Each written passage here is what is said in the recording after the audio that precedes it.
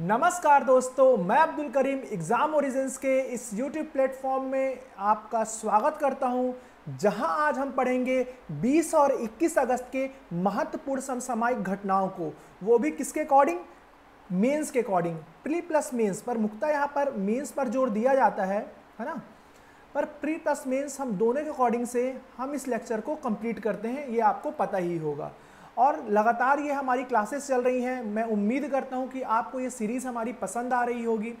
और आप एक काम करिए, आप इस चैनल को सब्सक्राइब जरूर करिए और इस सीरीज़ को अपने दोस्तों को शेयर करिए ताकि वो भी इसका अधिक से अधिक फ़ायदा उठा सकें। ठीक है, अगर आपको ये वीडियो पसंद आता है तो आप इसे लाइक करना ना भूलें और इसके PDF के लिए आप हमारे एग्ज़ाम ओरिजिन्स के टेलीग्राम चैनल पर जाकर PDF को डाउनलोड भी कर सकते हैं। ठीक है, तो आइए आज का जो हमारी जो प्रमुख घटनाएं हैं हम वो देखते हैं। सबसे पहले हम देखेंगे AK-203 राइफल है ना, तो ये अभी चर्चा में है। ठीक है, तो हम इसको देखेंगे। ठीक है, उसके बाद जो हमारा अगला न्यूज़ है वो अवैध कोयला खनन को लेकर है।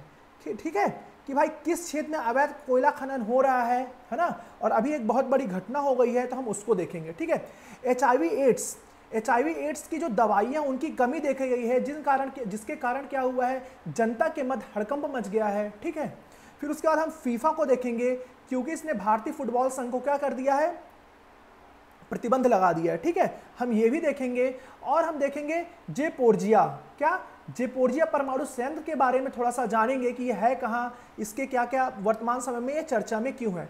उसके बाद अक्षय ऊर्जा के बारे में हम बहुत अच्छे से पढ़ेंगे। ठीक है, अक्षय ऊर्जा के बारे में। उसके बाद वर्तमान समय में टोमेटो वायरस, कौन सा टोमेटो वायरस हमें देखने को मिला है, हम ये देखेंगे कि यह है क्या, इसका प्रसार कहाँ पे हो रहा। ठीक है, उसके बाद ये एक टॉपिक है जिसका हम विस्तृत रूप से मेंस पॉइंट ऑफ व्यू से निबंध के तरीके से चर्चा करेंगे, महिलाओं से संबंधित मुद्दे। ठीक है, उसके बाद मध्य प्रदेश की कुछ समसामयिक घटनाओं को भी हम देखेंगे। ठीक है, तो ये क्या है, ये हमारे कुछ प्रमुख टॉपिक्स हैं जिसे हम आज कवर करेंगे। मैं आपसे पुनः रिक्वेस्ट कर रहा हूं कि आप हमारे चैनल को सब्सक्राइब करें, इस सीरीज को अपने दोस्तों को शेयर करें और इस सीरीज को लाइक भी करें अगर आपको पसंद आ रही हो। ठीक है, चलिए अब हम चलते हैं अपनी पहली घटना की ओर। यह है AK-300 राइफल। ये क्या है, AK-300 राइफल। सर ये है क्या? सबसे पहले ये एक प्रकार का बंदूक है। क्या है? बंदूक है। ठीक है, और इसे हम कहां से खरीद नहीं रहे हैं, बल्कि हम संयुक्त रूप से क्या कर रहे हैं, संयुक्त रूप से किसके साथ, रूस के साथ हम इसका निर्माण कर रहे हैं। हम क्या कर रहे हैं, इसका निर्माण कर रहे हैं। और कहां पर निर्माण कर रहे हैं, तो यूपी के अमेठी में। ठीक है, तो यूपी के अमेठी में हम AK-300 राइफल का निर्माण कर रहे हैं। हम कितनी मात्रा में इसका निर्माण कर रहे हैं, जिसका हम निर्माण कर रहे हैं 6.1 लाख। इतनी मात्रा में हम AK-203 राइफल का निर्माण कर रहे हैं। और इसमें कुल कितने का खर्च आएगा, इसमें खर्च आएगा 5,000 करोड़ का, 5,000 करोड़ का। ठीक है, ये आपको यहां से याद रखना है। उसके बाद आपको क्या याद रखना है, सर क्या अभी तक और हमने रूस के साथ कुछ निर्माण किया है संयुक्त रूप से? जी हां, हमने बिल्कुल निर्माण किया है ब्रह्मोस मिसाइल को। क्या निर्माण किया है, ब्रह्मोस मिसाइल को। ठीक है, ब्रह्मोस मिसाइल को हमने संयुक्त रूप से किसके साथ, रूस के साथ मिलकर निर्माण किया है। और हम रूस के साथ एक संयुक्त सैन्य अभ्यास करते हैं। क्या करते हैं, संयुक्त सैन्य अभ्यास। उसका नाम क्या है, उसका नाम है इंद्र। ठीक है, ये चीजें आपको याद रखनी है। सर क्या और भी चीजें हमने रूस से ली है? जी हां, हमने बिल्कुल ली है। हमने रूस से लिया है S-400।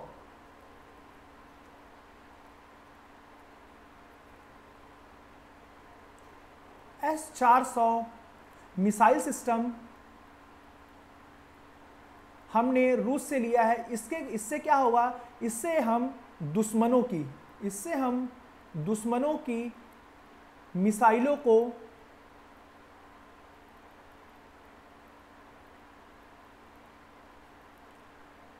नष्ट कर सकते हैं। ठीक है,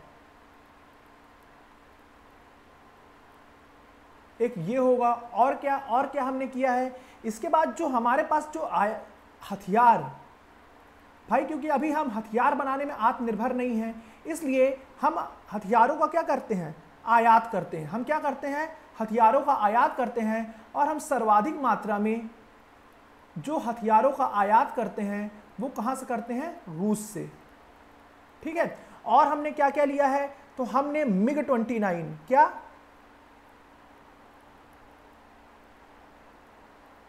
मिग 29 हमने ये लिया है रूस से। और हमने क्या लिखा है, हमने लिया है Su-30 MKI एयरक्राफ्ट।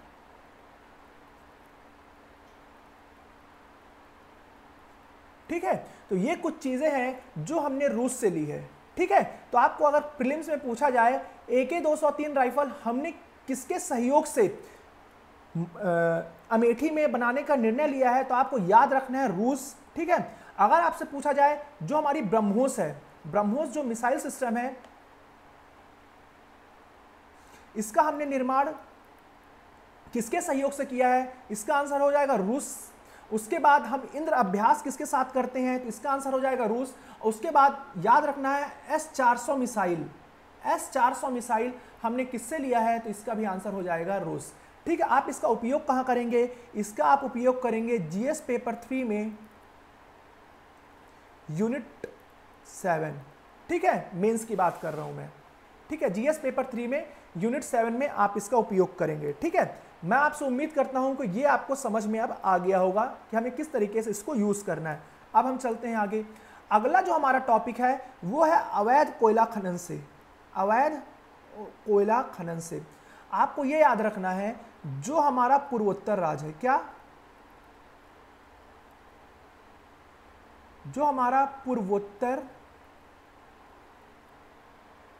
राज्य है, वहां पर क्या है कि भाई कोयला मिलियन टन्स में है। कितना, मिलियन टन्स में विद्यमान है। ठीक है, ये आपको समझ में आ गया भाई, वहां पे कोयला तो मिलियन टन्स में है। ठीक है, पर इस कोयला का जो खनन किया जा रहा है वो अवैध रूप से किया जा रहा है, और मुख्यतः किस क्षेत्र में किया जा रहा है, ये किया जा रहा है मेघालय और असम में। कहां पर, असम में। ठीक है, असम में। ठीक है, ये आपको समझ में आया। पर अभी हाल ही में क्या हुआ है, मेघालय की जो गारो और खासी, गारो और खासी इस श्रेणी में या इस पर्वत श्रृंखला में अवैध कोयले का खनन करते हुए 2 लोगों की जान चली गई है। कितने, 2 लोगों की जान चली गई। और ये कैसे माइनिंग करते हैं आपको पता है, जिस तरीके से चूहा अपना बिल बनाता है, जैसे ही आप ये समझ लीजिए ये पूरा पार्ट है हमारा पहाड़। ठीक है ना, तो चूहा जैसे बिल बनाता है ना, तो ऐसे अंदर अंदर जाते जाते हैं, तो इसी तरीके से मानव क्या करता है, अंदर जाते जाता है, क्या करता है, एक गुफानुमा आकृति बनाते जाता है ऐसे, और इसके अंदर जाते जाता है, और अंत में क्या होता है, यहाँ से लैंड स्लाइड हो जाता है, और इसका मुंह क्या हो जाता है, ये पूरा बंद हो जाता है, और यहाँ अंदर जाके आदमी इसकी दम घुटने से इसकी मृत्यु हो जाती है। ये आपको याद रखना है। और इस तरीके की खनन को, इसे हम बोलते हैं रैक होल। इसे क्या बोलते हैं, रैक होल। ठीक है, और इस तरीके के खनन को एनजीटी ने 2014 में ही क्या कर दिया था, प्रतिबंध कर दिया था, प्रतिबंध लगा दिया था। परंतु वर्तमान समय में अभी भी वहां पर कोयले का अवैध खनन देखा जा रहा, और इस प्रकार से अवैध कोयले का खनन किया जा रहा है रैक फॉर्मिंग के द्वारा, जिस कारण वहां पर क्या हो रही है, अत्यधिक मात्रा में लोगों की मृत्यु हो रही है। और क्या हो रहा भाई, अब हम क्या करें, जो हमारा पूर्वोत्तर राज्य है, जो हमारा पूर्वोत्तर क्षेत्र है, वो कैसा क्षेत्र है भाई, वो जैव विविधता से परिपूर्ण क्षेत्र है।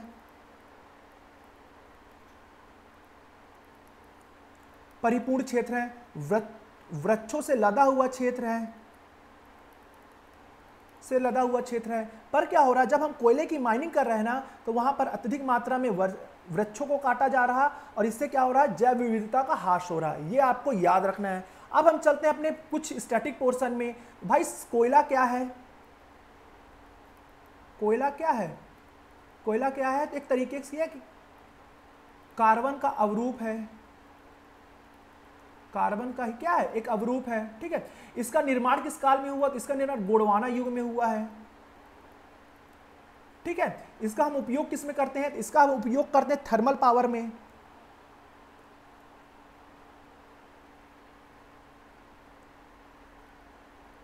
इसका उपयोग हम करते हैं थर्मल पावर में, अर्थात ऊर्जा में। ठीक है, ये आपको याद रखना है। उसके बाद आपको याद रखना है कि भारत के ऐसे कौन कौन से क्षेत्र है जहां पर सर्वाधिक कोयला का जो उत्पादन होता है। आपको याद रखना है रानीगंज, झारिया, बोकारो और धनबाद। ठीक है, ये कुछ क्षेत्र हैं भारत के जहां पर कोयले का क्या होता है, सर्वाधिक उत्पादन होता है। कोयले के कितने प्रकार हैं? तो कोयले के सिर्फ 4 प्रकार हैं। एक है एंथ्रासाइट,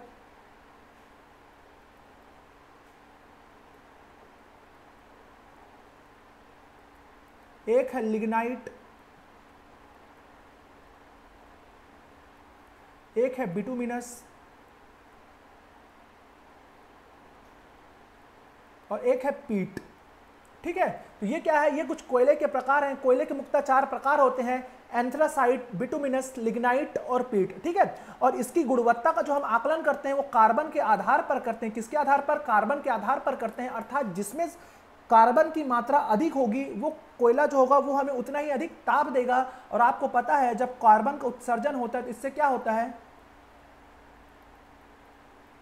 हानिकारक गैसें, अर्थात कार्बन डाइऑक्साइड का उत्सर्जन होता है। ऑक्साइड का उत्सर्जन होता है। और क्या होता है? ये भाई प्रदूषण उत्पन्न करता है। समझ में आया? तो ये क्या है, इस तरीके से हमको इस टॉपिक को कंप्लीट करना है। तो आपको ये याद रखना है कि अवैध खनन का जो मुद्दा है, ये जो हमारा मेघालय पूर्वोत्तर वाला क्षेत्र है वहाँ पर अवैध कोयले खनन का जो समस्या है इससे वो ग्रसित है ये क्षेत्र। और इससे क्या हो रहा है कि भाई जैव विविधता का भी पतन हो रहा है, वृक्षों को भी काटा जा रहा है। ठीक है, और यहाँ पर एनजीटी ने यहाँ पर प्रतिबंध लगा दिया 2014 में, उसके बावजूद भी क्या ये रैक होल के माध्यम से क्या किया जा रहा है, यहाँ पर कोयले का खनन किया जा रहा है। ठीक है, मैं उम्मीद करता हूं कि आपको ये पॉइंट समझ में आ गया होगा। ठीक है, अब हम चलते हैं आगे। अगला है हमारा HIV एड्स। ठीक है, तो HIV एड्स की दवाइयों की कमी के कारण, HIV एड्स की दवाइयों की कमी के कारण क्या हो गया? जनता में क्या मच गया है? हड़कंप। जनता के मध्य हड़कंप मच गया है, ये आपको याद रखना है। और क्या हो रहा है भाई? इसके बाद आपको HIV का फुल फॉर्म याद रखना है। HIV का फुल फॉर्म क्या है? HIV का फुल फॉर्म है ह्यूमन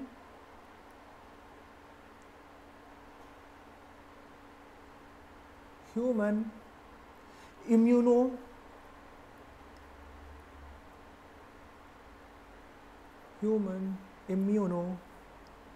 डेफिशिएंसी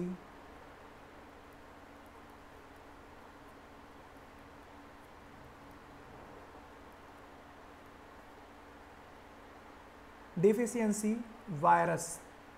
ठीक है, ये आपको याद रखना है। ठीक है, और आपको क्या याद रखना है? ये विषाणु जनित रोग है। ये क्या है? विषाणु जनित रोग है। विषाणु जनित क्या है? रोग है। आपको ये भी याद रखना है। ठीक है, इसका प्रसार कैसे होता है? इसका प्रसार होता है यौन संबंध बनाने से, यौन संबंध। दूसरा रक्त के आदान प्रदान से। दूसरा गर्भवती महिला द्वारा स्तनपान कराने से, स्तनपान कराने वाली मां से बच्चे में। आप समझिएगा मेरा मतलब, अगर कोई व्यक्ति एड्स से पीड़ित है और अगर वो किसी ऐसे व्यक्ति से यौन संबंध बना ले जो एड्स से पीड़ित है तो उसको हो जाएगा HIV। अगर HIV से पीड़ित व्यक्ति रक्तदान करता है तो उससे हो सकता है। अगर माँ जो स्तनपान करा रही है अपने बच्चे को, उससे भी फैलने के लिए इसका खतरा रहता है। ये आपको याद रखना है। ठीक है, ये आपको याद रखना है। इसका हम उपचार किससे करते हैं? इसका हम उपचार करते हैं एंटी रेट्रोवायरस थेरेपी। एंटी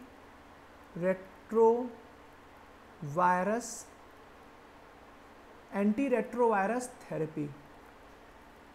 ठीक है, और इसी दवा की कमी से क्या हो रहा है कि जनता में हड़कंप मच गया है, क्योंकि जो HIV से पीड़ित मरीज हैं जब उन्हें दवा नहीं मिलेगी तो फिर वो करेंगे क्या? ठीक है, ये आपको यहां से पॉइंट याद रखना है। ठीक है, और क्या होता है? जो HIV से पीड़ित व्यक्ति होता है ना, उसकी जो CD4 कोशिका होती है, कौन सी, CD4 जो कोशिका होती है वो नष्ट हो जाती है। क्या हो जाती है, नष्ट हो जाती है। और ये कहाँ पाई जाती है, WBC में, अर्थात white blood cell.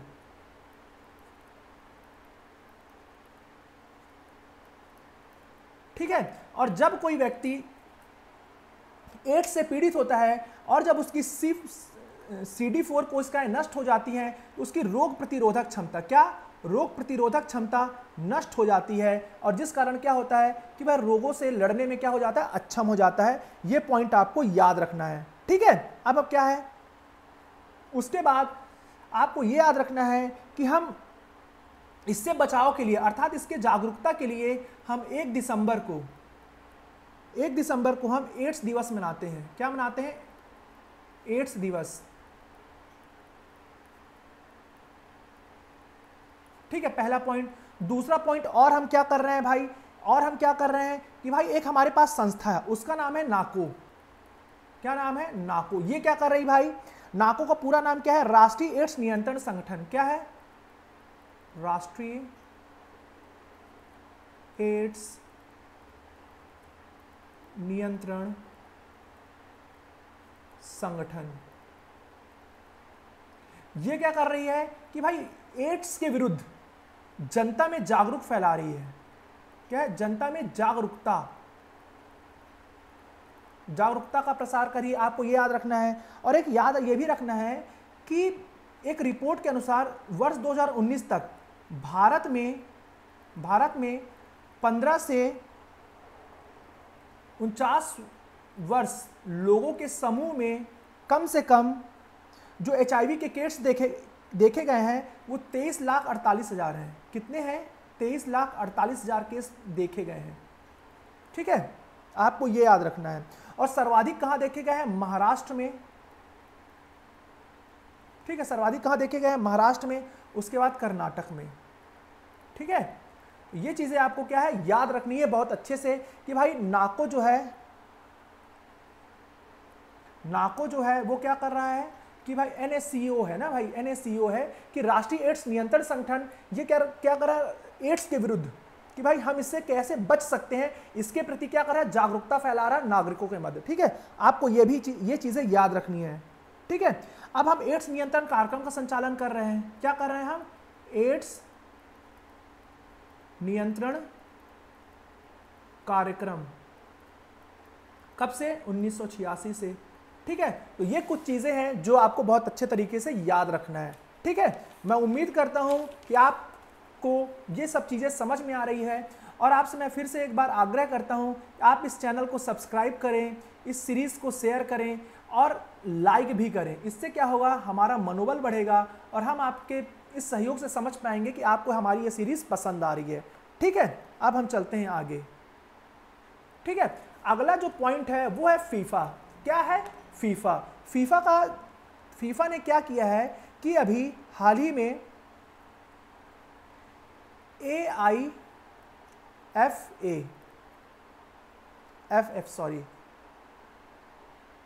FF all India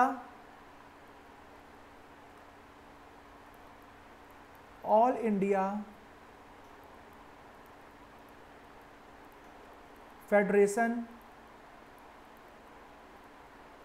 of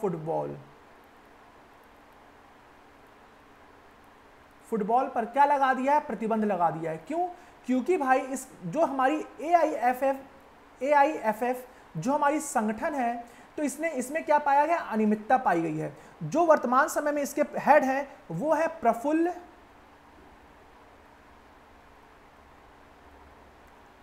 Patel. ठीक है, और जो फीफा का ऐसा कहना है, जितने भी जो संगठन होंगे राष्ट्रीय स्तर के, देखिए जिस तरीके से भारत देश में क्रिकेट को चलाने के लिए BCCI है, कौन है, BCCI है, उसी तरीके से अन्य देशों में क्रिकेट के संचालन के लिए उन देशों की क्या है, अलग अलग संगठन है, उन देशों के अलग अलग संगठन है। और इन विश्व के सभी संगठनों को कौन रेगुलेट करता है, ICC। ठीक है, तो उसी तरीके से विश्व के सभी फुटबॉल संगठन को कौन संचालित करता है या रेगुलेट करता है? फीफा। तो उसी फीफा ने all India federation of football पर प्रतिबंध लगा दिया है। क्यों? क्योंकि जो इसके अध्यक्ष हैं प्रफुल्ल पटेल, वो 12 वर्षों से अधिक अध्यक्ष पद पर विराजमान है। क्या है? अध्यक्ष पद पर विराजमान है, इसलिए क्या कर दिया? प्रतिबंध लगा दिया है। ठीक है, तो जब फीफा ने AIFF पर प्रतिबंध लगाया तो हमारी सुप्रीम कोर्ट ने केंद्र सरकार से ये कहा कि भाई आप इनसे बात करिए। किनसे? फीफा वालों से। पर क्या हुआ? फीफा ने ये कहा कि यहाँ पर थर्ड पार्टी इन्फ्लुएंस कर रही है। थर्ड पार्टी का मतलब सुप्रीम कोर्ट की थर्ड पार्टी कर रहे हैं। इनका कहना है कि फीफा सीधा किससे बात करे? फीफा के मामले, फीफा ये बोल रहा है कि भाई AIFF के मामले में सुप्रीम कोर्ट क्यों दखल अंदाजी दे रहा। इसलिए क्या है कि ये मुद्दा वर्तमान समय में गरमाया हुआ है, जो कि आपको याद रखना है। ठीक है,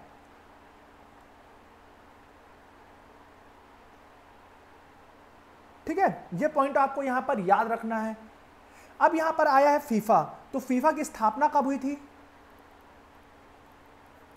1904 में। इसका मुख्यालय कहां है?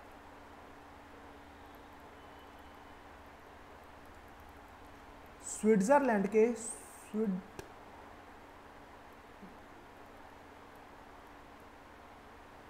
ज्यूरिख में।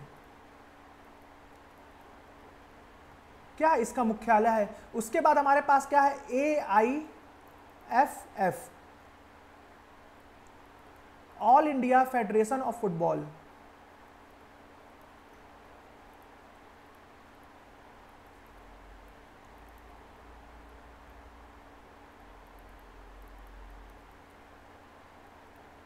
ठीक, all India federation of football. इसकी स्थापना कब की गई है? तो इसकी स्थापना की गई थी 1937 में। और इसका मुख्यालय कहाँ है? इसका मुख्यालय है द्वारिका, दिल्ली।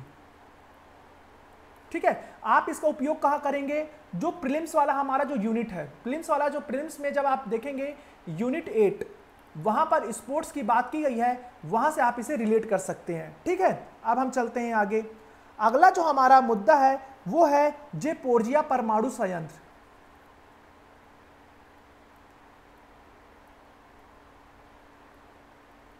ज़ेपोरिज़िया परमाणु संयंत्र ये है कहाँ? ये हमारा यूक्रेन में। ये कहाँ है? यूक्रेन में। और आपको पता ही है कि वर्तमान समय में इसका युद्ध रूस से चल रहा है। ठीक है, रूस से चल रहा। तो यूक्रेन का ऐसा कहना है कि रूस इस परमाणु संयंत्र को बंद करना चाहता है, इसलिए यहाँ पर हमला करना चाहता है। पर यूक्रेन क्या चाहता है? ये इसे निरंतर संचालित करना चाहता है ताकि वह अपनी ऊर्जा आवश्यकताओं की पूर्ति कर सके। क्या कर सके? ऊर्जा आवश्यकताओं की पूर्ति कर सके। परंतु रूस क्या कर रहा है? रूस इस परमाणु ऊर्जा संयंत्र पर हमला कर रहा है। और हमें उस विभीषिका को नहीं भूलना चाहिए जब अमेरिका ने जापान पर क्या किया था? परमाणु अटैक किया था। क्या किया था? परमाणु अटैक किया था। ठीक है, तो आपको पता है कि इसकी विभीषिका आने वाले कई दशकों तक हमें देखने को मिल सकती है। इसलिए हमें वैश्विक पटल पर भी हमें क्या है कि हमें रूस से बात करनी पड़ेगी, जिससे क्या हो कि इस तरीके की घटना न देखने को मिले। वरना यूक्रेन जैसा देश क्या हो जाएगा, वहां पर भी बहुत बड़ी एक समस्या हमें देखने को मिलेगी। और इसे आप प्रीलिम्स पॉइंट ऑफ व्यू से याद रखिएगा। ठीक, आपसे पूछ सकता है ज़ापोरिज़िया परमाणु संयंत्र कहाँ स्थित है। ठीक है, ये आपको याद रखना है। उसके बाद जो हमारा अगला टॉपिक है वो है टोमेटो वायरस। क्या है? Tomato virus. तो टोमेटो वायरस से आपको याद रखना है कि अभी हमारा जो देश है, वो कोविड से, किससे? कोविड-19 से अभी तक निजात नहीं पा पाया था कि हमारे पास मंकी पॉक्स आया। क्या आया? Monkey pox. ठीक है, और इसके बाद हमें एक नया वायरस देखने को मिला है, वो है टोमेटो वायरस। क्या है? Tomato virus. ठीक है, आपको ये याद रखना है।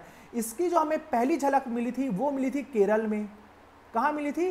केरल में। ठीक है ना। और ये मुख्यतः 5 साल से कम उम्र के बच्चों को, किसे? 5 साल से कम उम्र के बच्चों पर ये क्या करता है? घातक हमला करता है। ठीक है, इससे क्या होता है भाई? इससे भाई बच्चों के शरीर में लाल चकत्ते पड़ जाते हैं। लाल चकत्ते पड़ जाते हैं या फिर दाने पड़ जाते हैं, ठीक है, उसे बुखार होता है, क्या होता है, बुखार होता है, शरीर में दर्द होता है, शरीर में दर्द होता है, और बहुत सी ऐसी समस्याएं हमें देखने को मिलती है, ठीक है। इसका उपाय क्या कर सकते हैं, तो भाई जो हमारा जो संक्रमित व्यक्ति है ना, संक्रमित व्यक्ति है, संक्रमित व्यक्ति से क्या हो, हमें दूर रहना चाहिए, उसके द्वारा जो उपयोग की जा रही वस्तु उसे बार बार साफ किया जाना चाहिए, ठीक है। तो ये क्या है, इससे हम थोड़ा सा सावधानी बरत सकते हैं। आपको याद रखना है इस टोमेटो वायरस को, ठीक है। टोमेटो वायरस कहां देखने को मिला है, तो केरल में देखने को मिला है, और इससे अभी तक 82 बच्चों की जान चली गई है। कितने, 82 बच्चों की जान चली गई है, और अभी सैकड़ों बच्चे, क्या बोल रहा हूं मैं, सैकड़ों बच्चे इसकी चपेट में हैं, ठीक है। तो आपको टोमेटो वायरस याद रखना है कि ये कहां पर फैला हुआ है, केरल में फैला हुआ है, और ये 5 वर्ष से कम उम्र के बच्चों को क्या कर रहा है, ये अपना शिकार बना रहा है, और इससे शरीर में लाल रंग के चकत्ते पड़ते हैं, ठीक है, बदन दर्द होता है, बुखार होता है, छाले पड़ते हैं, ये सब चीजें आपको कुछ याद रखनी है, ठीक है। अब हम चलते हैं आगे, ठीक है। अब आपको एक मुद्दा मैं बता रहा हूं जो कि आप मेंस पॉइंट ऑफ व्यू से इसे बहुत अच्छे से क्या करेंगे, कंप्लीट कर सकते हैं, ठीक है। बहुत अच्छे से आप इस चीज को सुनिएगा, ठीक है। वर्तमान समय में पहले हम सकारात्मक देखेंगे, समस्या देखेंगे, सुझाव देखेंगे, ठीक है। और आप इस टॉपिक को महिला सशक्तिकरण, महिला सशक्तिकरण से जोड़कर देख सकते हैं, ठीक है। और ये वाला जो हमारा टॉपिक है ना, आप इसका उपयोग करेंगे जीएस पेपर 3 में, जीएस पेपर 3 में यूनिट 6 में, जहां पर बीमारियों की बात की गई है, ठीक है, बीमारियों की, वहां पर आप इसे 3 नंबर में या 5 नंबर में बना ले, क्योंकि ये बहुत ज्यादा चर्चित है और ये आपसे मेंस में पूछने की पूरी संभावना है। और इसके पहले जो मैंने एड्स आपको बताया है, उसे भी, उसके डाटा को आप बहुत अच्छे से अपने पास रखिए, क्योंकि प्रीवियस ईयर के मेंस के पेपर में एड्स के ऊपर टिप्पणी के लिए आया था, ठीक है, 5 नंबर में, इसलिए आप इसे बहुत अच्छे से कंप्लीट करिएगा, ठीक है। अब क्या है, महिलाओं से संबंधित मुद्दे हैं। पहले हम कुछ सकारात्मक पहल देखेंगे या फिर महिलाओं की उपलब्धियां देखेंगे। क्या देखेंगे, पहले उपलब्धियां देखेंगे कि महिलाओं की कौन कौन सी उपलब्धियां हैं, ठीक है। सबसे पहले आपको यह याद रखना है कि महिलाओं ने खेल के क्षेत्र पर, कहां, खेल के क्षेत्र पर भारत के नाम को गौरवान्वित किया है। जैसे कि आप बोल सकते हैं पीवी सिंधु, क्या, पीवी सिंधु, जिन्होंने बैडमिंटन में भारत को ओलंपिक्स हो या कॉमनवेल्थ गेम्स हो, हर क्षेत्र में पदक दिलाया है। उसके बाद आप बात करेंगे मैरी कॉम की, किसकी, मैरी कॉम की। उसके बाद आप बात करेंगे, बात कर सकते हैं आप महिला क्रिकेट टीम की, महिला क्रिकेट टीम की, ठीक है। उसके बाद आप, और अगर आप बात करना चाहिए स्पोर्ट्स के फील्ड में, तो आपने देखा होगा झूलन गोस्वामी, है ना, ये भी एक बहुत ही, उसके बाद मीराबाई चानू,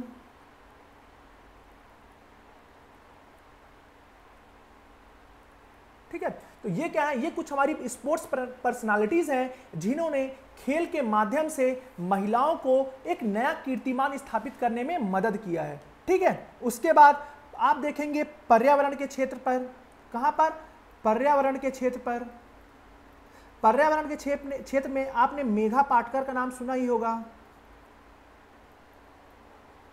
जो कि नर्मदा बचाओ आंदोलन में क्या है, निरंतर सक्रिय है नर्मदा बचाओ आंदोलन में, ठीक है। ये भी आपको याद रखना है। उसके बाद आपको याद रखना पर्यावरण के क्षेत्र में एक और है तुलसी गोडवा, क्या है, पर्यावरण के क्षेत्र में एक और है तुलसी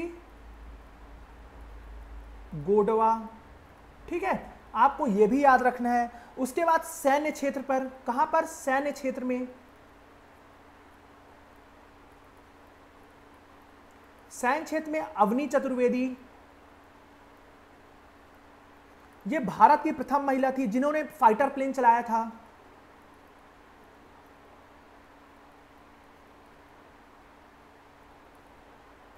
ठीक है। उसके बाद आप किस क्षेत्र में देख सकते हैं, उसके बाद आप देख सकते हैं भाई जो गीता गोपीचंद्र हैं, गीता गोपीचंद्र, इन्होंने आईएमएफ में, कहां पर, आईएमएफ में अपनी सेवाएं दी हैं, क्या दी हैं, अपनी सेवाएं दी हैं, ठीक है, अपनी क्या दी है, सेवाएं दी हैं। फिर अंतरिक्ष क्षेत्र में, अंतरिक्ष के क्षेत्र में आप क्या बोलेंगे भाई? टेसी थॉमस। टेसी थॉमस जिसे मिसाइल वुमेन कहा जाता है।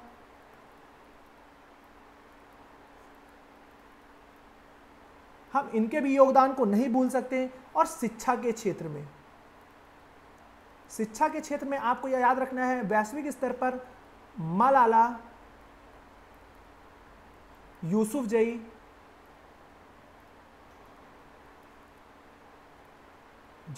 ठीक है। और भारत के क्षेत्र में शकुंतला देवी।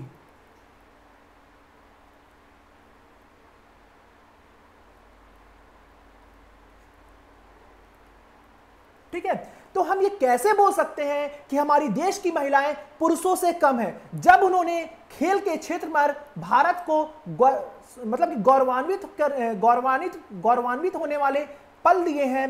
पर्यावरण के क्षेत्र पे मेघा पाटकर ने, जहां पर नर्मदा बचाओ आंदोलन के माध्यम से नर्मदा नदी को बचाने का भरसक प्रयास किया है। तुलसी गोडवा ने पर्यावरण के क्षेत्र पर महत्वपूर्ण कार्य किया है। सैन्य क्षेत्र पर अगर आपके बात कहें तो अवनी चतुर्वेदी ने फाइटर प्लेन चलाकर यह बता दिया कि महिलाएं किसी से कम नहीं होती, देश की बेटी किसी भी क्षेत्र में अपना लोहा मनवा सकती हैं। वहीं पर अगर गीता गोपीचंद की बात की जाए तो इन्होंने IMF में अपनी सेवाएं देकर यह बता दिया कि आर्थिक क्षेत्र पर भी महिलाएं अपने पैर क्या कर सकती हैं, जमा सकती हैं। अंतरिक्ष क्षेत्र की बात की जाए तो टेसी थॉमस को मिसाइल वुमेन के नाम से जाना जाता है। तो इससे यह हमें समझ में आता है कि अंतरिक्ष के क्षेत्र पर भी महिलाएं क्या कर रही हैं, अपनी प्रभावी भूमिका निभा रही हैं। उसके बाद शिक्षा के क्षेत्र की बात की जाए तो मलाला यूसुफजई ने क्या किया था कि आतंकवादियों से लड़ते हुए पाकिस्तान में, कहां पर? पाकिस्तान में शिक्षा के विकास के लिए अपनी जान की आहुति तक देने को तैयार थी। ठीक है, आपको यह भी याद रखना है। और इन्हें 2014 में शांति के नोबेल से सम्मानित भी किया गया। किससे? शांति के नोबेल से सम्मानित भी किया गया है। ये क्या है? ये कुछ हमारे पास सकारात्मक पहलू है। आपको यह भी याद रखना है कि जो आजादी सेट, कौन सा? आजादी सेट, जो सैटेलाइट था, इसके निर्माण में 75 विद्यालयों से 750 बच्चियों को शामिल किया था, जिन्होंने इस आजादी से सैटेलाइट का निर्माण किया था। ठीक है, तो हम ये कैसे भूल सकते हैं कि महिलाओं ने इस देश के सभी क्षेत्र में अपना योगदान नहीं दिया है। अभी आपको पता होगा UPSC का रिजल्ट आया, वहां पर भी टॉप 3 में हमारी महिलाएं हैं। और आपको मैं यह भी बताना चाहूंगा कि निरंतर जो महिलाएं हैं वो क्या कर रही हैं कि देश को प्रगति की ओर ले जाने के लिए निरंतर प्रयासरत हैं। क्या है? निरंतर प्रयासरत हैं। पर आप ये बताइए, क्या वर्तमान समय में हमारा देश क्या लैंगिक असमानता से नहीं जूझ रहा है? आप खुद बताइए। ठीक है, आप खुद ही बताइए, क्या वर्तमान समय में हमारा देश लैंगिक असमानता से नहीं जूझ रहा है? बिल्कुल जूझ रहा है। और यह कौन बोलता है? Global gender gap index.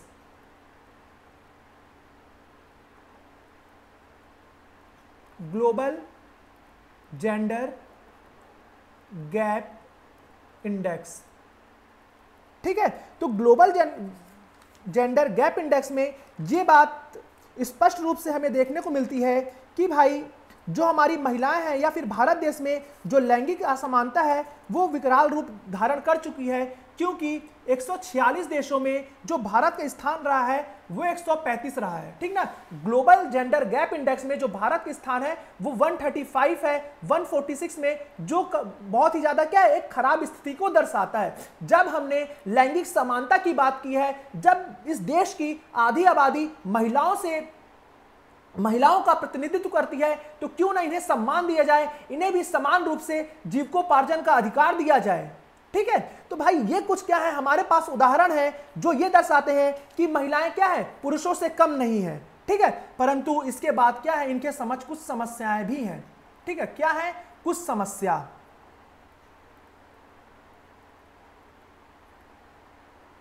समस्या क्या है कि भाई महिलाओं में, किसमें? महिलाओं में पुरुषों की अपेक्षा क्या है? निम्न साक्षरता दर है। क्या है? निम्न साक्षरता दर। ठीक है, पहला पॉइंट। दूसरा पॉइंट क्या है? सामाजिक कुरीतियां हैं। सामाजिक कुरीतियां हैं। जैसे बाल विवाह,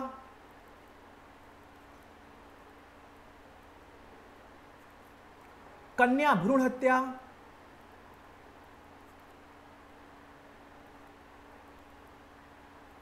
ठीक है। ये क्या है, ये कुछ मुद्दे हैं, सामाजिक मुद्दे हैं, जिसके कारण महिलाएं क्या हो रही हैं, हमारी शर्मसार हो रही हैं। उसके बाद क्या है, रूढ़िवादी सोच। क्या है, रूढ़िवादी विचारधारा।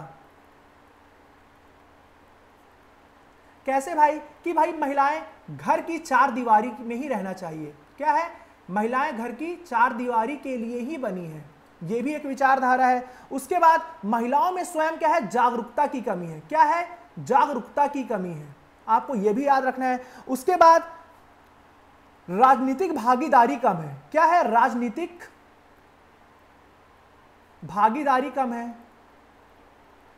भले ही इन्हें इस मध्य प्रदेश सरकार ने स्थानीय निकाय के चुनाव में 33% आरक्षण देकर, कितना, 33% आरक्षण देकर इन्हें क्या है, राजनीति की मुख्य धारा में लाने का प्रयास किया है, परंतु ये जो प्रयास है वो क्या है, बहुत ही कम है। अभी हमें और इस दिशा में प्रयास करने की आवश्यकता है, ठीक है। उसके बाद इनकी सुरक्षा से संबंधित मुद्दे हैं। क्या है, सुरक्षा से संबंधित मुद्दे। सुरक्षा से संबंधित मुद्दे में क्या आ जाएगा, सबसे पहले आपको याद रखना है घरेलू हिंसा, घरेलू हिंसा। फिर उसके बाद क्या है, रेप जैसी समस्या है। उसके बाद क्या है, उसके बाद आपको याद रखना है मानव तस्करी है।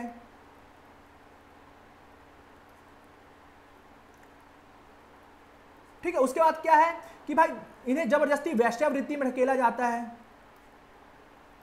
ठीक है। कार्यस्थल पर शोषण हो रहा, कहां पर, कार्यस्थल पर शोषण हो रहा। ठीक है। ये क्या है, ये कुछ मुद्दे हैं। और क्या है, ये यौन उत्पीड़न का शिकार है। किसका, यौन उत्पीड़न का भी ये शिकार है। ठीक है। और उसके बाद क्या है, इनके समझ एक समस्या मासिक धर्म का। क्या है, मासिक धर्म की समस्या है, जिस कारण क्या होती है कि मासिक धर्म के दौरान या फिर पीरियड्स के दौरान क्या है कि ये क्या है कि स्कूल नहीं जाती हैं।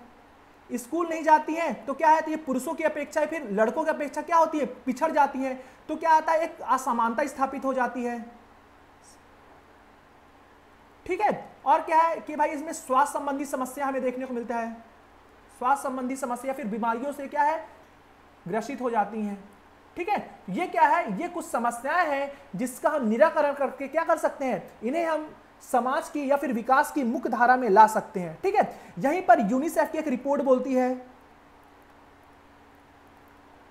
यूनिसेफ की रिपोर्ट बोलती है कि भाई जो भारत की जो 13% लड़कियां हैं वो क्या है, मासिक धर्म के प्रति जागरूक नहीं है। सॉरी, 13% है जो सिर्फ जागरूक हैं। क्या है, जागरूक हैं। ठीक है। बाकी जो और महिलाएं हैं वो जागरूक ही नहीं है। ठीक है। ये क्या है, ये कुछ समस्याएं हैं। तो हम क्या सुझाव दे सकते हैं, हम क्या कर सकते हैं, कुछ सुझाव दे सकते हैं। आप अच्छे से देखिएगा। ठीक है। हम क्या सुझाव दे सकते हैं, सबसे पहले कि भाई गुणवत्ता युक्त शिक्षा उपलब्ध कराई जाए। क्या किया जाए, गुणवत्ता युक्त शिक्षा उपलब्ध कराई जाए। ठीक है। स्वास्थ्य सेवाएं मुहैया कराई जाएं। क्या बोल रहा हूं, स्वास्थ्य सेवाएं मुहैया कराई जाएं। ठीक है। इन्हें आर्थिक रूप से सशक्त बनाया जाए। क्या किया जाए, आर्थिक रूप से सशक्त बनाया जाए। ठीक है। इनके अंदर क्या किया जाए, कौशल का निर्माण किया जाए, कौशल का निर्माण किया जाए। ठीक है। और महिला सुरक्षा के लिए सरकार द्वारा प्रभावी प्रयास किए जाने चाहिए, सरकार द्वारा। ठीक है। क्या प्रभावी प्रयास किए जाने चाहिए, पर सरकार ने प्रयास किए हैं, जैसे कि मोबाइल फोन में पैनिक बटन दिया है। क्या दिया है, पैनिक बटन। ठीक है। और क्या किया है, इन्होंने दिया है निर्भया पुलिस स्क्वाड की स्थापना की है। ठीक है। ये क्या है, ये कुछ प्रयास हैं जो सरकार द्वारा भी किए जा रहे हैं, पर हमें और अधिक प्रयास करने की आवश्यकता है, जिससे जो महिलाएं हैं वो राजनीति में आ सकें, शिक्षा के क्षेत्र में अपना योगदान से दे सकें, स्वास्थ्य संबंधी जितनी भी सुविधाएं हैं उनके तक सुलभ तरीके से हमें पहुंचाने की आवश्यकता है, उन्हें पर्याप्त मात्रा में स्वतंत्रता देने की आवश्यकता है। इससे क्या होगा, जब स्वतंत्रता उन्हें मिलेगी तो अपने आप समानता आ जाएगी, ठीक है। और हमें पितृसत्तात्मक जो हमारी जो विचारधारा है, जो रूढ़िवादी विचारधारा है, उस पर क्या करना पड़ेगा, अंकुश लगाना होगा। इसके प्रति हमें वर्तमान की जो पीढ़ी है उन्हें जागरूक करने की भी आवश्यकता है, जिससे क्या होगा, जो महिलाएं हैं वो आत्मनिर्भर हो सकेंगी और देश के विकास में क्या होगा, अपनी मुख्य भूमिका निभा सकती हैं, ठीक है। तो ये कुछ पॉइंट्स है जिसे आपको याद रखना है, ठीक है। अब हम चलते हैं आगे। मध्य प्रदेश की समसामयिक एक जो घटना है वो है अक्षय ऊर्जा को लेकर। क्या है, अक्षय ऊर्जा को लेकर। अब आप इसे बहुत अच्छे से समझिएगा, ठीक है, इसे आप बहुत अच्छे से समझिएगा, क्योंकि ये इसका आप उपयोग करेंगे जीएस पेपर 3 के यूनिट 8 में, ठीक है। बहुत अच्छे से आप समझिएगा, ठीक है। सबसे पहले आपको याद रखना है कि 20 अगस्त को राष्ट्रीय अक्षय ऊर्जा दिवस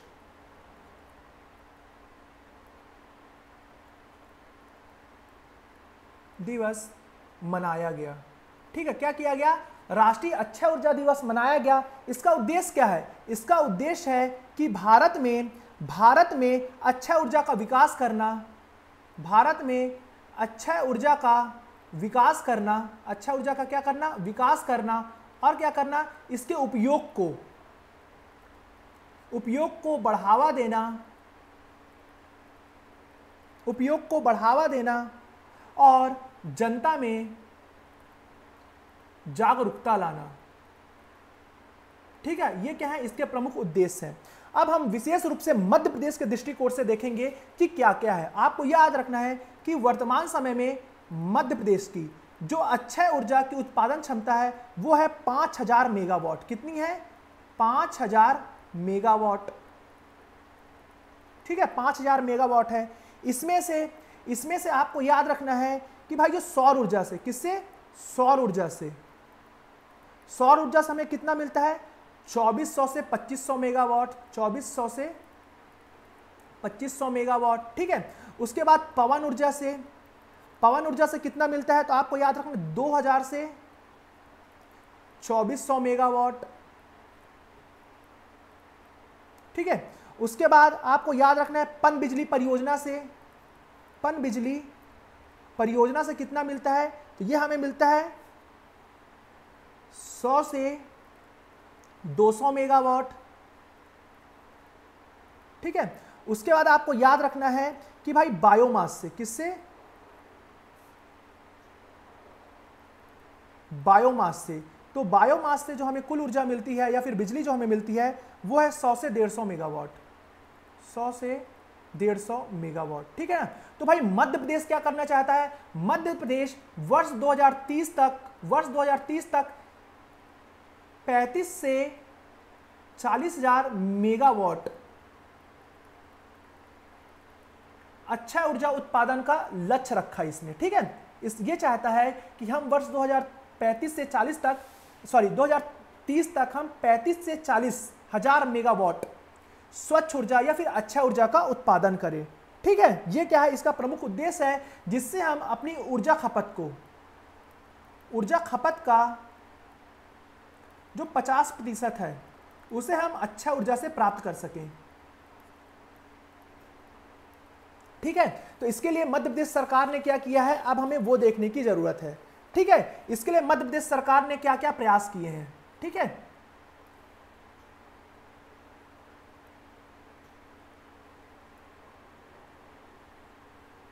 अब क्या क्या प्रयास किया है, तो सबसे पहले प्रयास किया है सौर ऊर्जा से महेश्वर में वोटिंग होगी। क्या होगी, वोटिंग, ठीक है। वोटिंग मतलब वही नाव चलेगी, ठीक है। उसके बाद हम क्या कर रहे हैं, दिल्ली मेट्रो क्या कर रहे हैं, हम बिजली दे रहे हैं, ठीक। कितना दे रहे हैं, 99 मेगावाट। और कहां से दे रहे हैं ये भी याद रखना है, रीवा जो सौर ऊर्जा परियोजना है 750 मेगावाट की, तो इसी सौर ऊर्जा परियोजना से हम 99 मेगावाट ऊर्जा किसको दे रहे हैं, दिल्ली मेट्रो को दे रहे हैं। उसके बाद जितनी भी स्ट्रीट लाइट है वहां पर हम क्या कर रहे हैं, स्ट्रीट लाइटों को हम सौर स्ट्रीट लाइट में परिवर्तित कर रहे हैं।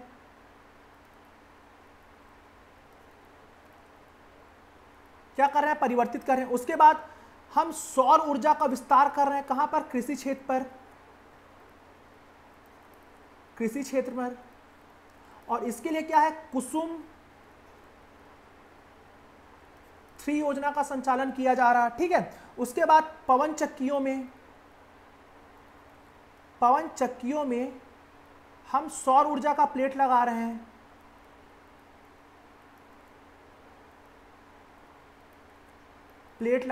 ठीक है, ये आपको याद रखना है। और हम क्या कर रहे हैं कि भाई हम ओंकारेश्वर में तैरता हुआ सोलर पार्क बना रहे हैं। क्या बना रहे हैं? Solar park. ये कितने मेगावाट का है? 600 मेगावाट का। ठीक है। तो इस तरीके से क्या है कि मध्य प्रदेश सरकार निरंतर मध्य प्रदेश को ग्रीन और क्लीन के रूप में विकसित करने जा रहा है। जो मध्य प्रदेश की सरकार है ना, वो प्रदेश को ग्रीन और